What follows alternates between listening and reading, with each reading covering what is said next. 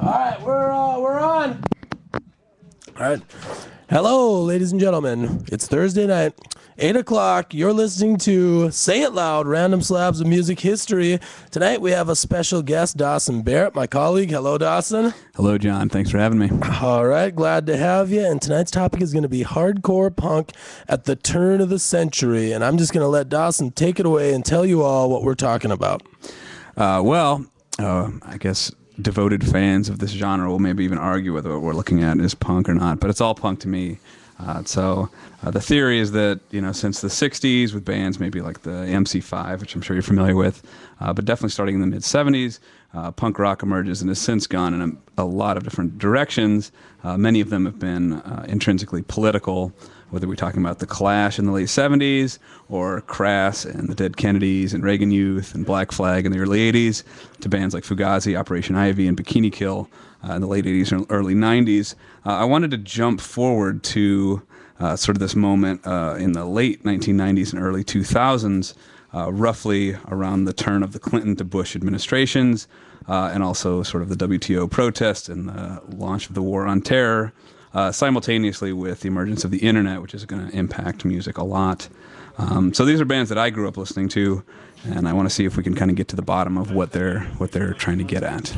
All right, sounds good. And last week, people who tuned in know I was talking about categories, the problem with making genres, and what I said, and I'm guilty of it myself, I said that if you make this category, you usually make it static, right? So grunge happened in was dead in 1992 in Seattle, and my thought always when I hear hardcore punk is, wasn't that dead in the early 80s? So this is going to be excellent to bring this connection forward, and we'll hear what we're talking about. Do you want to start with some music, or do you want to say some more? Yeah, let's just jump into some music. All right, we're going to play a song. And this is Catharsis.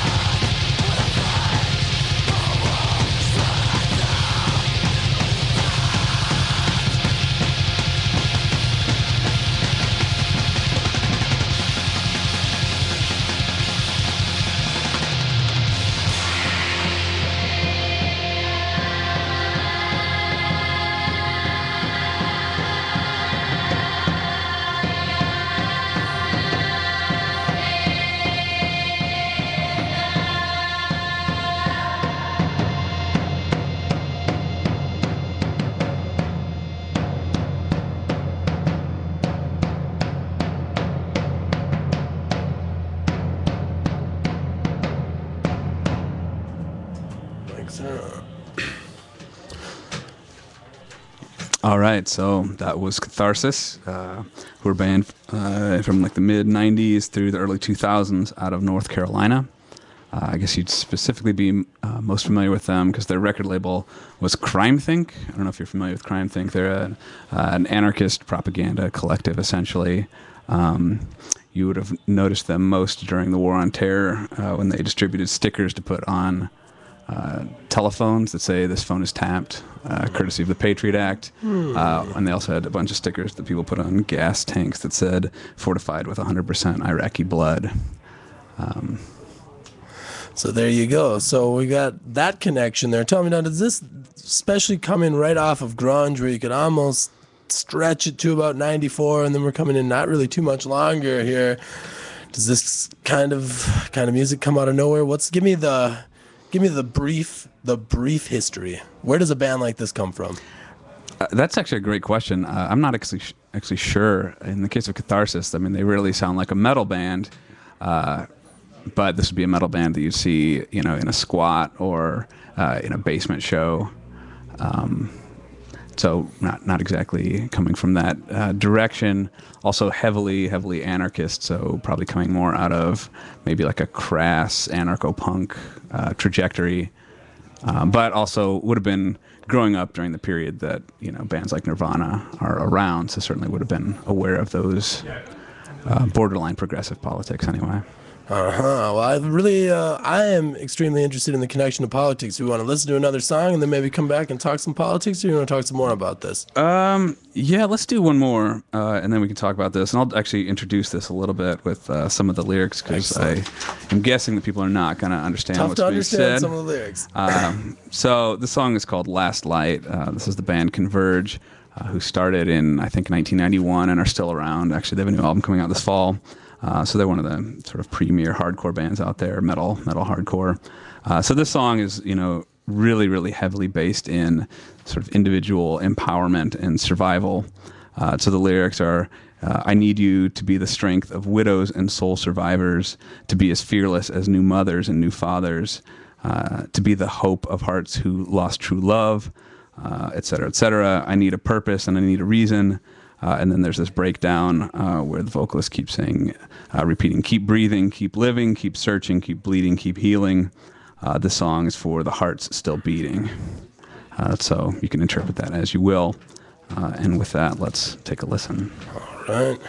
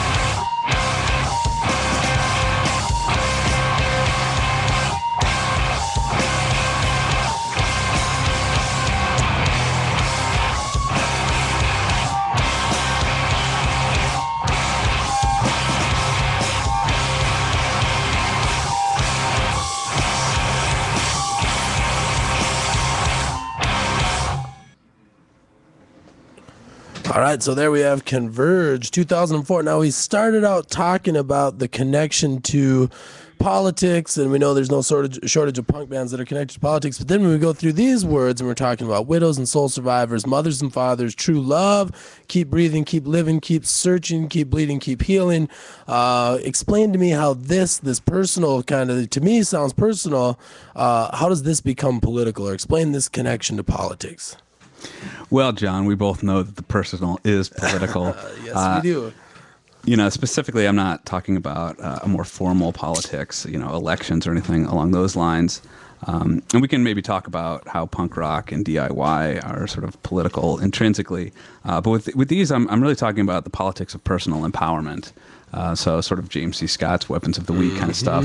I saw Henry Rollins spoke a few years ago. And one of his bits, he does sort of a stand-up comedy routine at this point. But one of his bits is that he thinks that every 20-year-old should get a trophy just for making it through their teen years, because being a teenager is difficult. So I see some elements of that in here, of it sort of the "it gets better" mantra, and that life is tough, But this isn't individualistic. So, for example, this band that we just listened to, Converge. Almost every show, I've seen them a few times, their singer Jacob Bannon, gets on at the end and says, punk rock saved my life, when I was young, and take care of each other. This sort of mantra, which is actually something echoed in the next band we're going to listen to. So I guess we can sort of use that as a transition. So this is going to be Planes Mistaken for Stars, who are my favorite band, a band I grew up with. Literally, and know quite well. I chose this song. The song is called Bastards. It's from a 7-inch called Spearheading the Sin Movement that came out in 2002. I chose it specifically for this line at the end, which is, "We sleep in the seconds between a swing and a hit," which I figured that some people may interpret as a baseball reference. But I've always, which is, this is art, so people can interpret it however they want. For me, it's always been, sort of the metaphor of a fight, a fist fight, a struggle, that, we're always in this struggle, and our opportunity to sleep is between the swing and the hit. In other words, there's no rest for the weary, and this is what we're in forever, which sort of, I guess, maybe plays to my politics a bit more than their own. I'm not sure.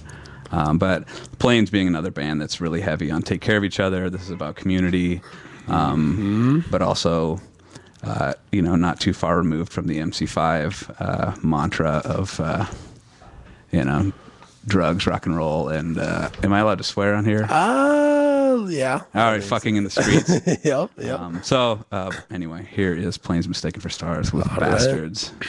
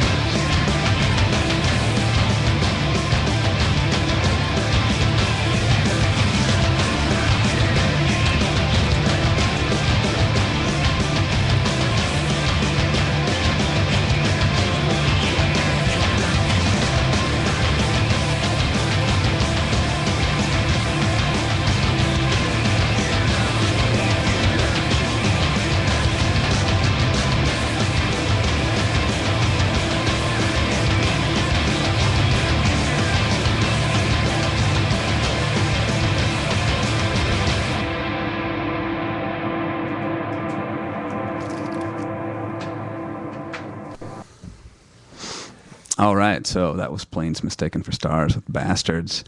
I guess I should take a moment to talk about this band a little bit because they were a band that has meant so much to me personally. And they actually are doing a reunion tour this August, so you can check that out if you're interested. But to me, this is a band that was always very much about punk rock and community.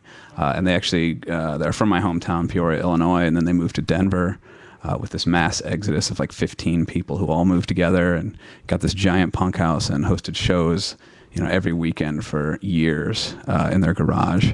And I wasn't there, but the sort of the mythology of their final show is that they did an all day, all weekend, 10-hour sort of show, and that it ended with police helicopters circling the place and, sort of random debauchery, which is a pretty good image for me because they're sort of a hilarious band in terms of their name has always been associated with sort of cardigan sweaters and thick rimmed glasses, and then they show up and they're these big sweaty tattooed long hairs, and so they're a rock and roll band, and I don't think that they would probably embrace being called a hardcore band, but they certainly would be punks, and so to transition to a more traditional hardcore band. And actually, this will be probably the youngest group that we look at. This next band is called Parallax, but this is actually not going to be this is their song, but they have a guest vocalist, since this is a spoken word track, Parallax from Provo, Utah. And then the vocals are going to be done by Greg Bennick, who's actually the vocalist from another hardcore band called Trial, who were pretty popular during this period. So let's listen to the spoken word track, and I think that'll inform maybe some of the other songs we've listened to and maybe haven't understood the lyrics for. So this track is actually called Surgery Without Sutures.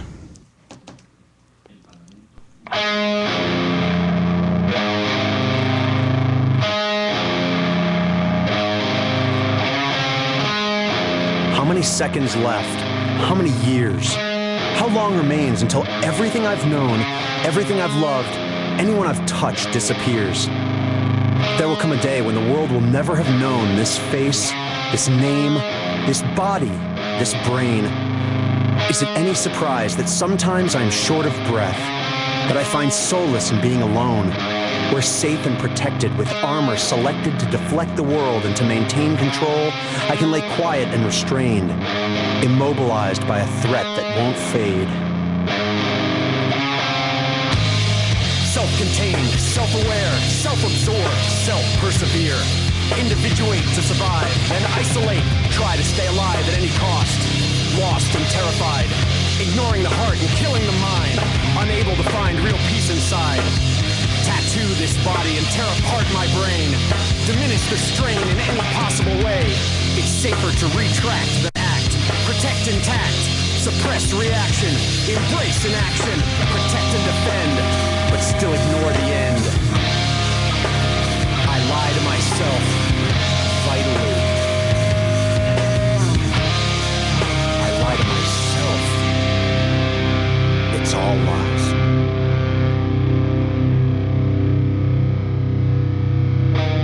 Trying to convince myself that it's okay, that almost having everything meant that I never had anything at all. But I know my eyes reflect the truth. Every moment counts me closer to zero, and I am desperate to hold life in an embrace instead of at arm's reach. I am recast and adapted by all those around me, shifted and molded into someone and something I no longer recognize. I feel linked, yet alone. Regret like ice piercing me. Convulsions from imagining what could have been. But regardless of every hand that slips away forever, I'm hoping someday to hear whispered these words in my hour of deepest pain. You are very much so alive in a way most people would never let themselves be. With every beat of this slowly dying heart, to make the choice, to be set free, to be here, to be with you, to be afraid, to be ignored, to be embraced, to be unsure, to be erased, to be touched, to be shared, to be damned, to be scared, to be shunned, to be absorbed, to be wanted, absolved, unescapable, to be in awe, to want it all, to have it now, to be alive.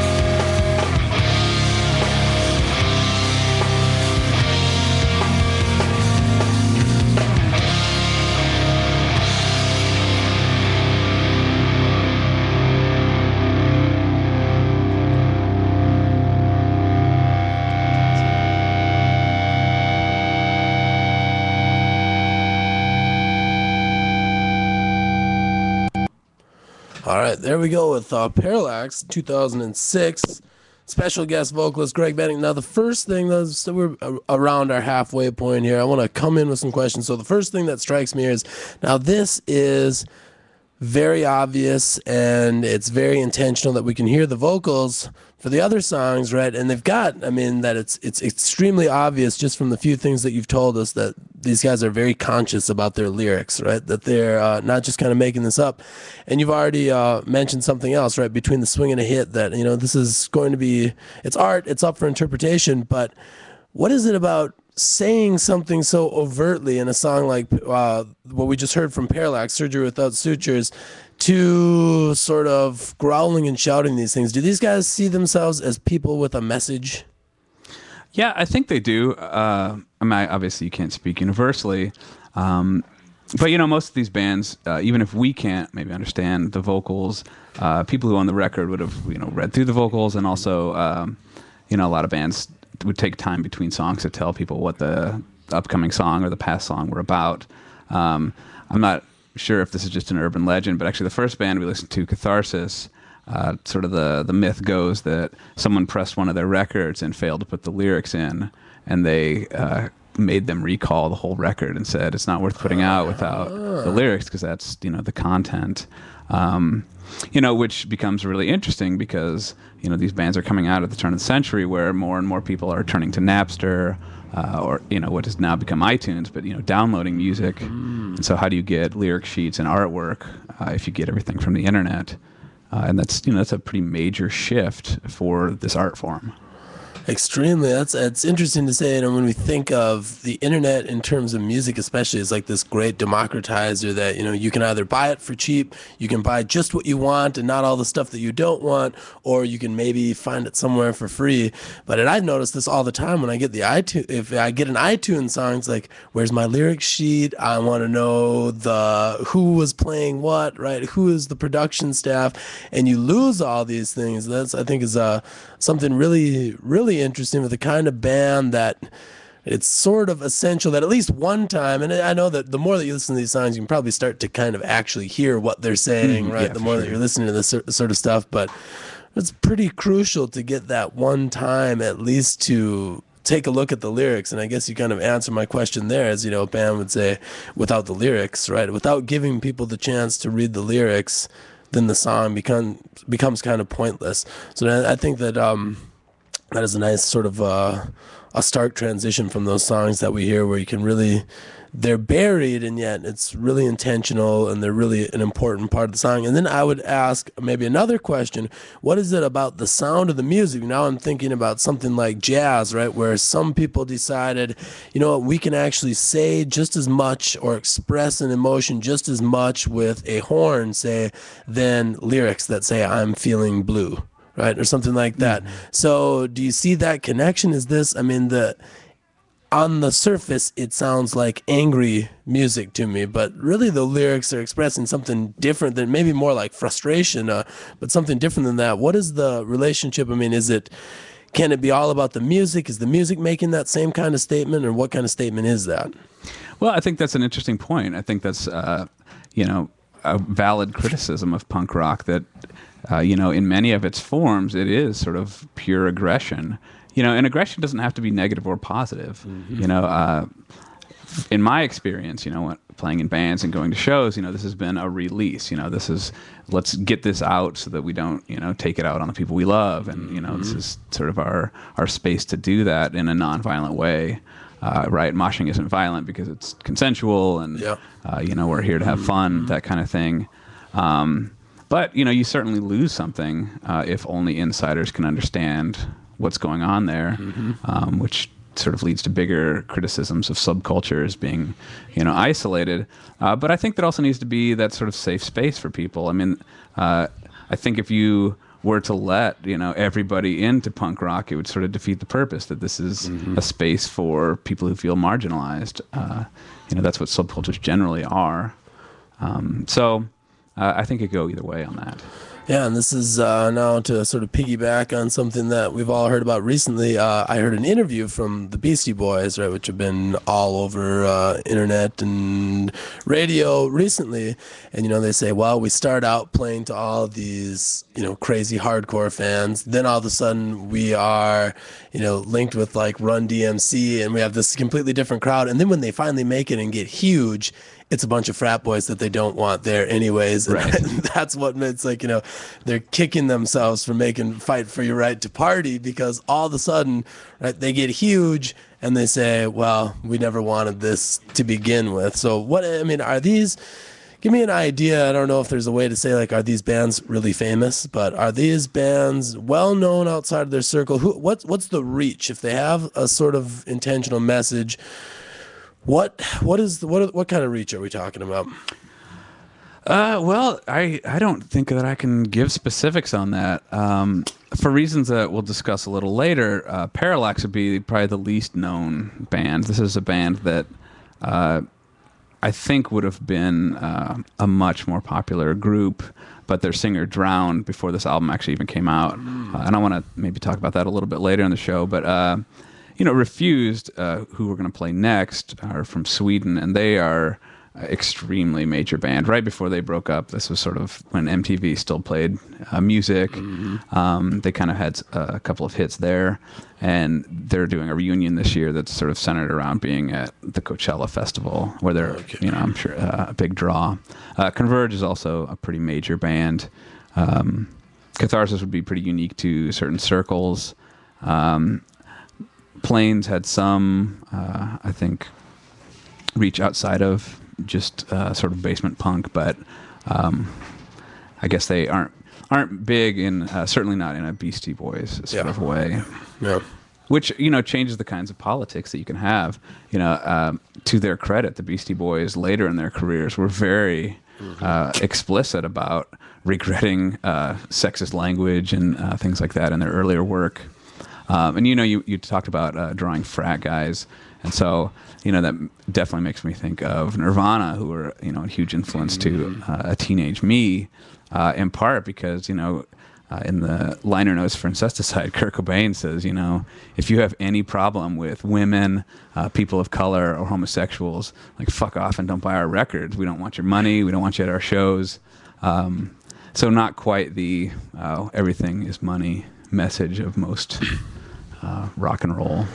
Right, and that's sort of content with knowing that they're speaking to the people that they're speaking to, and probably aware of the dangers. And this is, you know, a nice piggyback off of last week with grunge, right? A bunch of bands who all of a sudden find themselves on the cover of every single magazine in the United States and don't want to be there necessarily, and just sort of and how do you say, I just want to screw it all, right? You can't say, well, screw all of my fans. Like, I like this one set of fans here, but everybody else kind of, you know, screw off, which is, you can't really do. And, you know, speaking about what you're able to do in this position, right? Snoop Dogg who's able to say whatever he wants, nasty thing about women, drugs, killing people, whatever.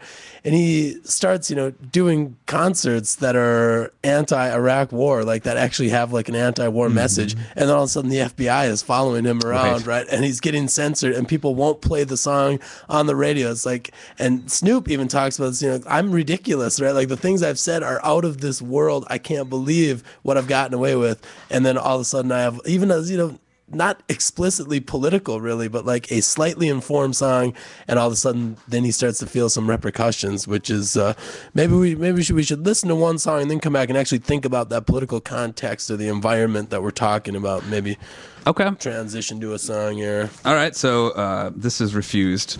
Again, they're from Sweden. All the other bands we listen to are U.S. bands.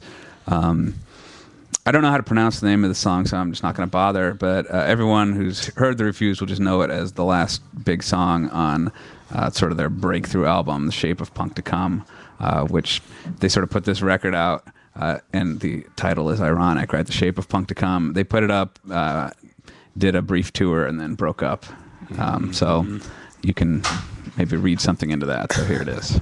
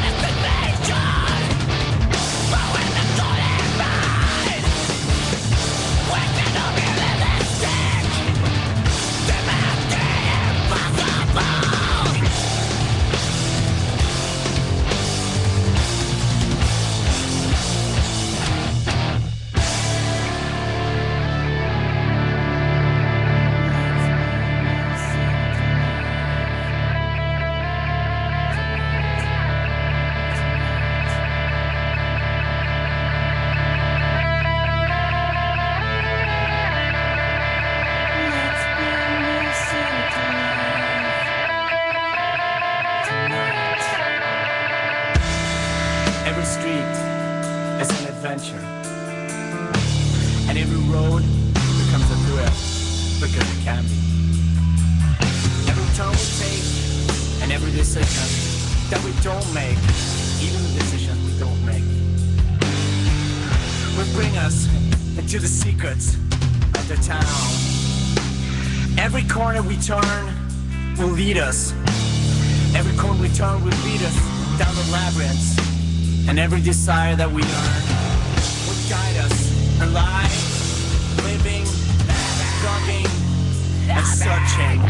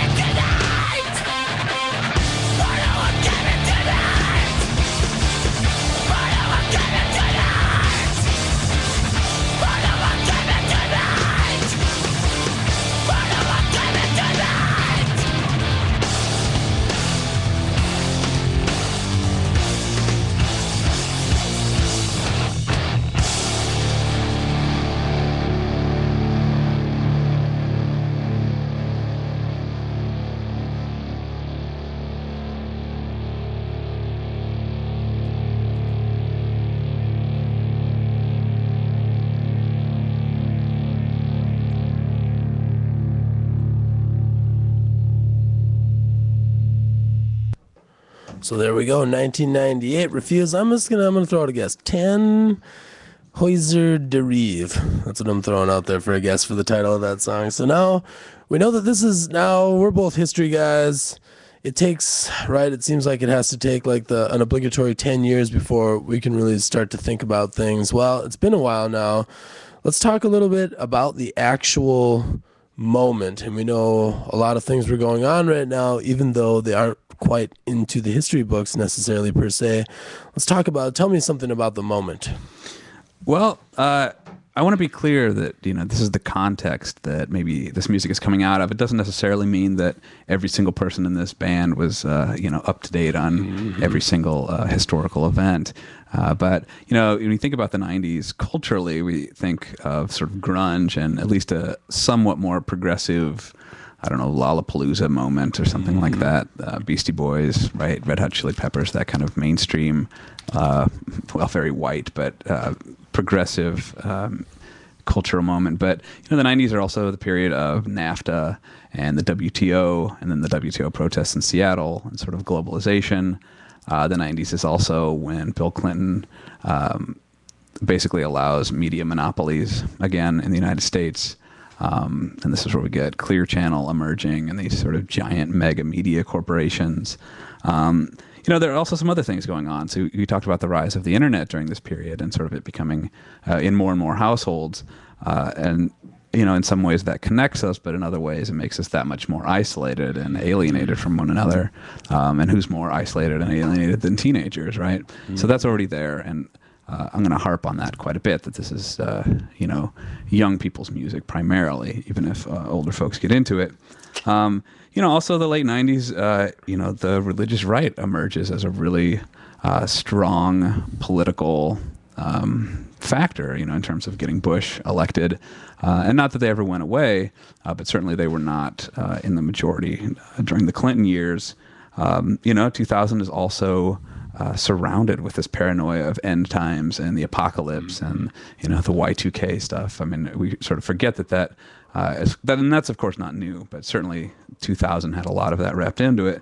And I mention that specifically because a lot of these bands are saying, there isn't going to be an afterlife. It's sort of intrinsically against that this is the only life we're going to get. and parts of it are terrible, but we're gonna live every second of it because this is it. You know, there isn't another opportunity. That's an interesting juxtaposition. I never really even, how crazy that everyone just forgot about Y2K, that people were actually like going and stocking up on supplies at the store and actually doing this, that there's no way that this would not influence on some level, but that... Can I tell you a story about that? Yes, you can.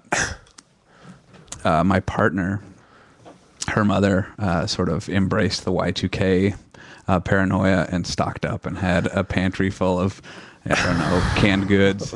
And at midnight, turning over, her older brother snuck outside and flipped the power on. It's here! It's here! Oh my God! Protect not the that sardine. end times are any kind of a joke. No. It's 2012, right? I think we're due for end times, possibly on the Mayan calendar sometime later this spring here. That's what I hear. Let's live it up in the meantime. That's coming. Well, so that does give you one kind of. I could see that giving you a certain kind of attitude, but doesn't that's also close to the sort of who gives a shit then, right? Like it's at the end, but these bands don't really seem, they seem in between that, right? Like there's almost an element of kind of hope here, and right, even we see this adventure, like every adventure, things that, and where do we go from here? So like there is this idea that there is maybe some place to go, possibly. I don't know, what are they? Do you think that they're pushing this, that you have to live your life right now, use it up, do the best that you can? And then what happens when they're, say, maybe like 40-year-olds on tour? You're talking about some reunions here. Mm-hmm. Do you notice anything different there? What happens in the 10-year lag time from then? Well, I mean, that's an interesting question. I mean, I think that the obvious answer to the lag time is they get fatter and slower. That's how reunion shows are, right? Yeah. But yeah, I think that's important to point out that, sort of for more politically sophisticated folks, you might see a lot of sort of situationist, borderline anarchist influence in this in terms of, individual strength and survival. And, that last song, the sort of refrain was boredom won't get me tonight, right? There's no such thing as boredom. Everything should be an adventure. Live life because life is this beautiful thing. And so I don't think that it's sort of flippant about, sort of the city burning down around us or anything like that.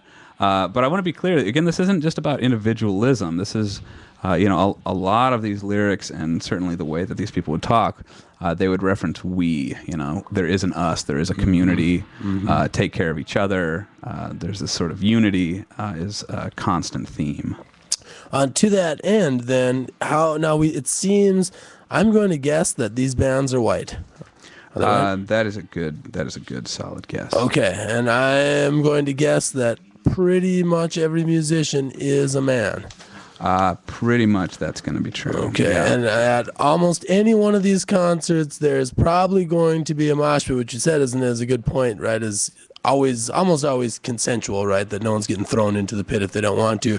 But it seems like we're talking about some kind of individuals. How do these individuals speak to more people than just that group, maybe? And then what kind of was the music or the environment? Is this welcoming to others? Why is it that they're all white guys, maybe? Well, I mean, historically, punk rock has been predominantly white. I don't want to marginalize the already marginalized. However, there have been sort of obvious cases of people of color, and actually different periods of punk have had really active female participation.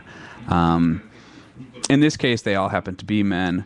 But in my experience, actually, the crowds wouldn't be predominantly men. It'd be pretty even because there are definitely more macho, sort of tough guy parts of hardcore, and this is actually going to be a different sort of subgenre than that.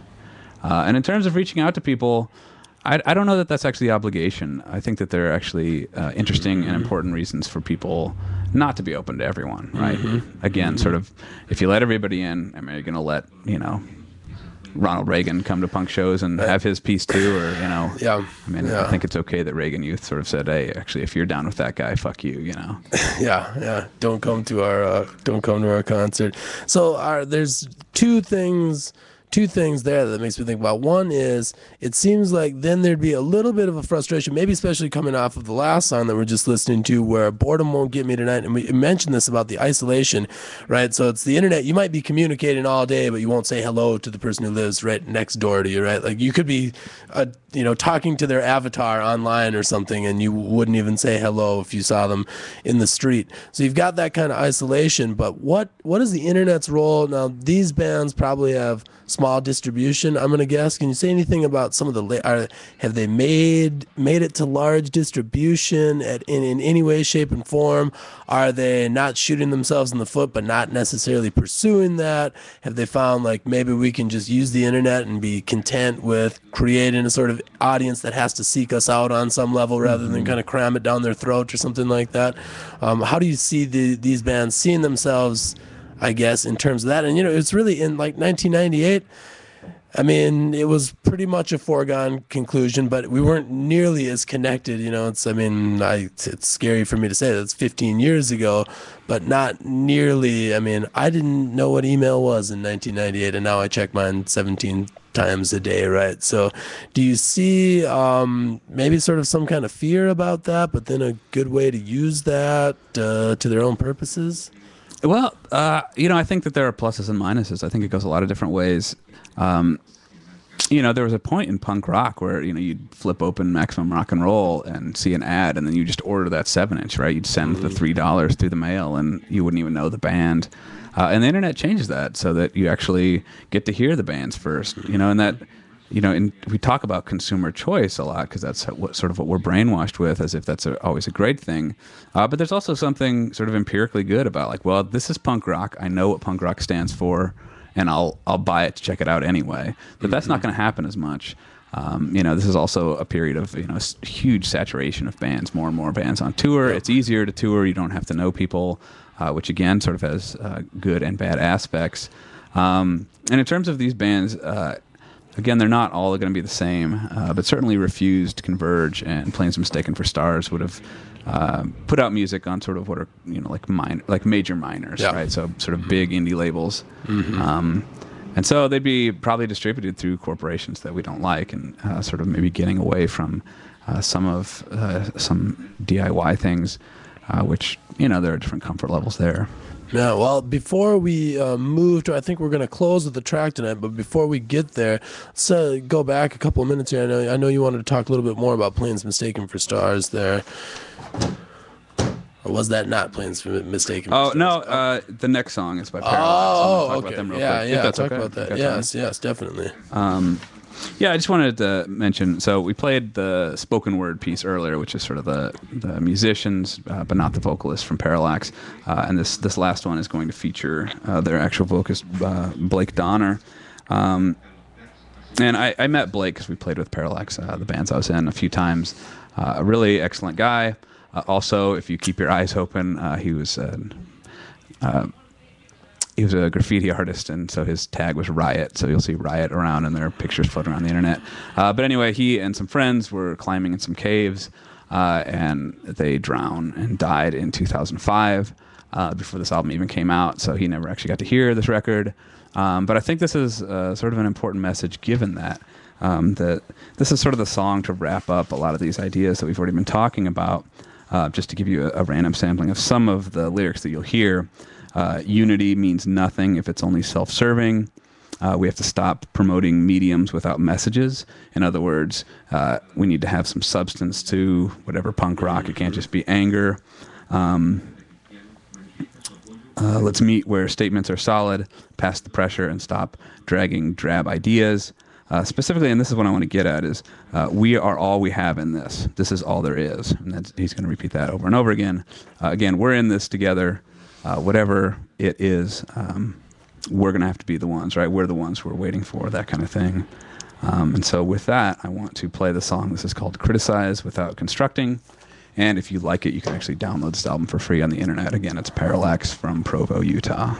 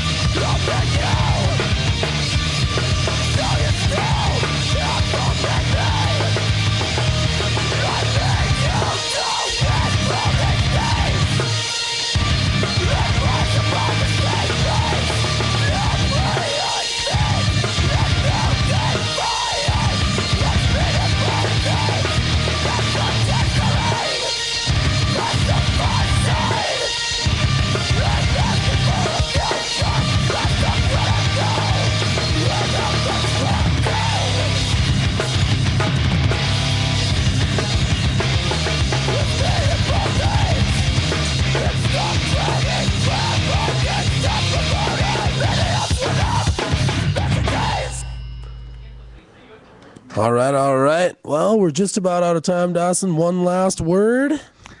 Just thanks for having me, John. This is fun. All right. Well, thank you very much, Dawson. How about this? My last question, right? There's so many moments and movements in music. Do these bands make up a moment or a movement? That is a great question. I think that we are not able to figure that out yet. All right, all right. Fair enough. Well, folks, you've been listening to another installment of Say It Loud, Random Slabs of Music History, the show where each week my guests and I talk about a different random piece of music history. As always, come on down to River West Film and Video where we record and get your videos here, please. Thank you for listening, and I will see you next week.